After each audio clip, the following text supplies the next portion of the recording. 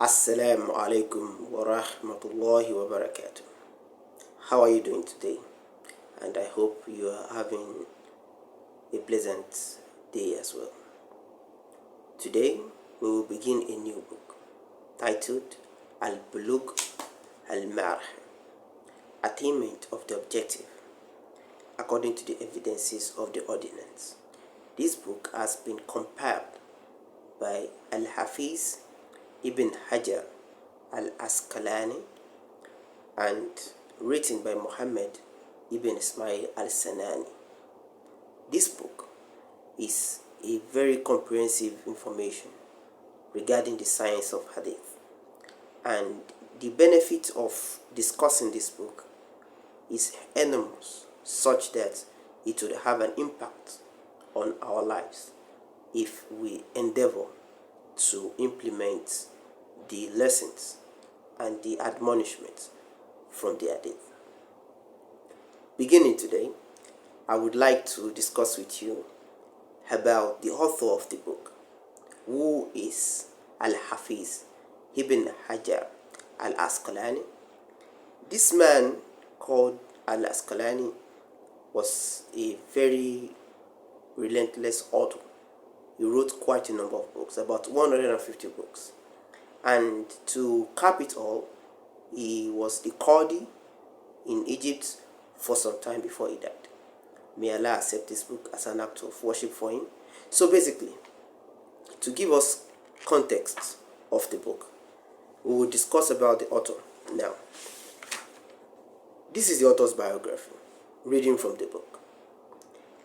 The full name of the famous Imam Al-Hafiz Ibn Hajar Al-Asqalani is Abdul Fadil Shihabuddin Hamad bin Ali bin Muhammad ibn Hamad Al-Kinani Al-Shafi, which means that he is from the lineage of Imam Al-Shafi. Ibn Hajar Al-Asqalani was born on the 10th of Sha'ban 1773. He memorized the Quran at the age of 9 years. That is such a tender age. Alhamdulillah. I think many Muslim kids now are trying their best to memorize the Quran as early as possible. This is a requirement, or let me say, a recommendation for most Muslim parents to ensure that we put our kids through the Islamic knowledge as early as possible. He also memorized Al-Hawi, the book Muqtasir of Ibn Hajib, and other books. He then traveled to Mecca and listened to the teachings of the ulama. Who are the ulama? Ulama are the sheikhs and the teachers that are resident mostly all over the world. But he went to the ulamas that were in Saudi. Teachers generally are regarded to as ulama. He admired the knowledge of hadith and began to acquire it from the great sheikh in Hijaz, Hasham, in Egypt, and stayed with Al-Zayn al-Iraqi for 10 years. He was at the Iraqi's place. He also studied under Al-Bakini.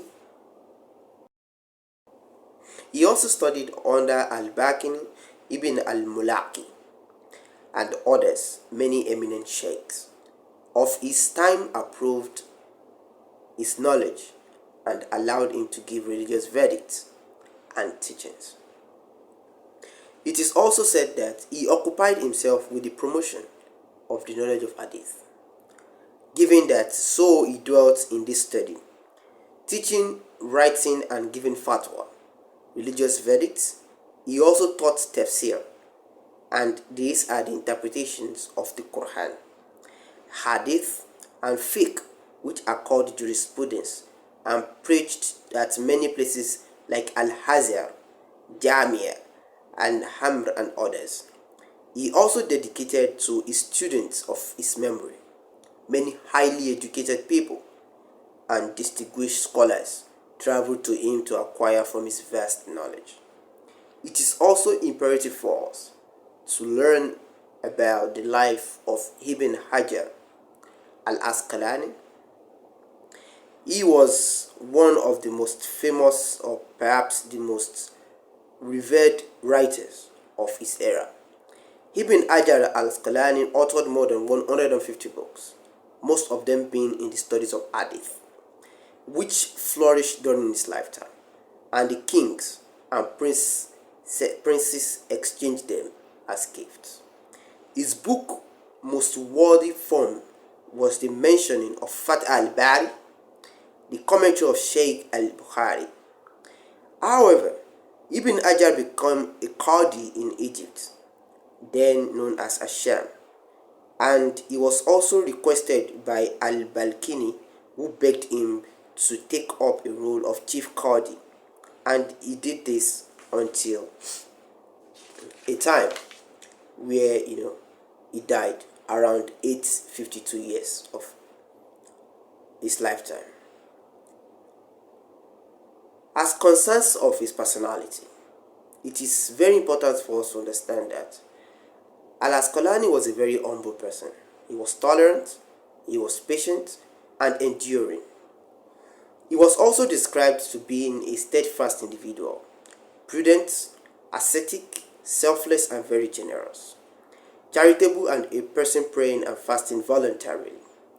On the other hand, he was said to have used to be making light jokes. To add to this information, Ibn Hajar died after the Isha prayer on Saturday 8th Dhul-Hijjah 852. May Allah reward him generously. This is the short story of the author of this book, Bulugu Al-Maram. Inshallah, we will continue from the introduction in the next episode. Kindly ask questions, and inshallah, if I'm able to get a link for the soft copy of this book, I would attach it into the comment section or description box of this video. May Allah accept this as an act of ibadah for myself, for you watching, and make it a book that would have an impact on us all. Assalamu alaikum. Wassalam.